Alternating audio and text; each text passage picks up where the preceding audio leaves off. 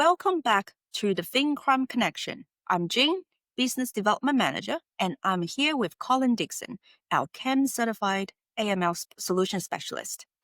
We've just returned from the New Zealand FIU and ACAMS conference in Wellington, and today we are unpacking three key themes from the event.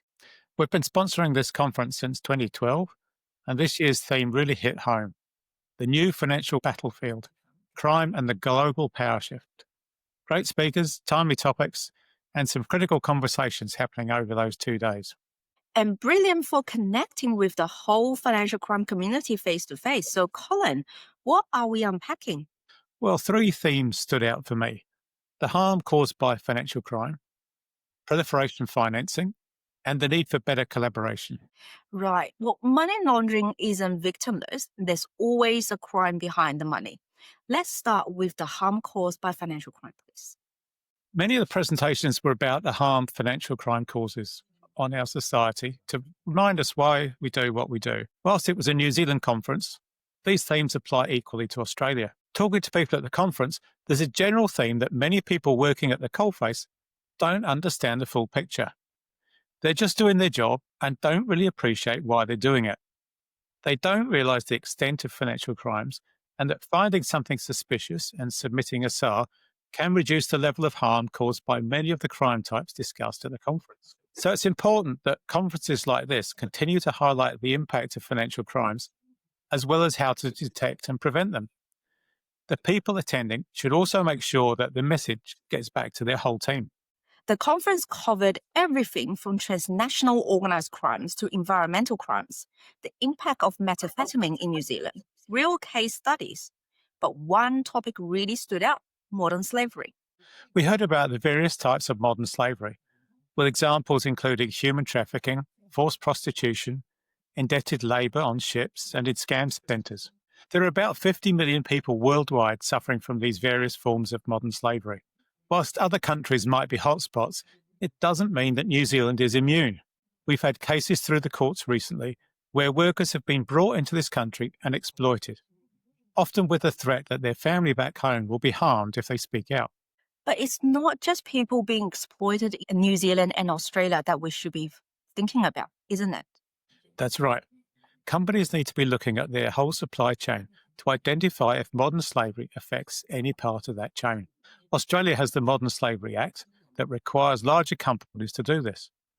But the subject's been gaining momentum, and it should be good practice for any company to review the whole of their supply chain. So what can financial institutions look out for? Well, to start with, it's the usual approach of understanding the customer, their business, and the nature and purpose of their relationship with you. Then looking for patterns of behaviour that don't fit with what you'd expect from the customer. There are 2 angles to look at, which, they'll each need a different approach. That is, looking for the victims or looking for the perpetrators. Understood. Well, let's move on to proliferation financing, which is a relatively recent addition to the AML CTF regime. There were 2 talks on this subject. Well, proliferation financing is explicitly covered in the FATF recommendations, and it's filtered down into the national risk assessments. There's a separate section in the New Zealand National Risk Assessment, and Australia has a National Risk Assessment specifically for proliferation financing.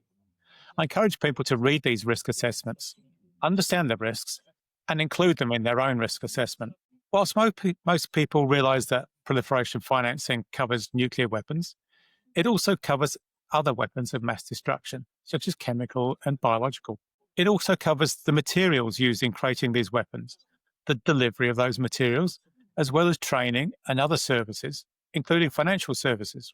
Companies should be looking at the use of any of the materials that they supply, and financial institutions should be aware of transactions that may be supporting proliferation. So what can financial institutions look out for in this case? Well, as with modern slavery, it starts by understanding your customer and then monitoring their behaviour.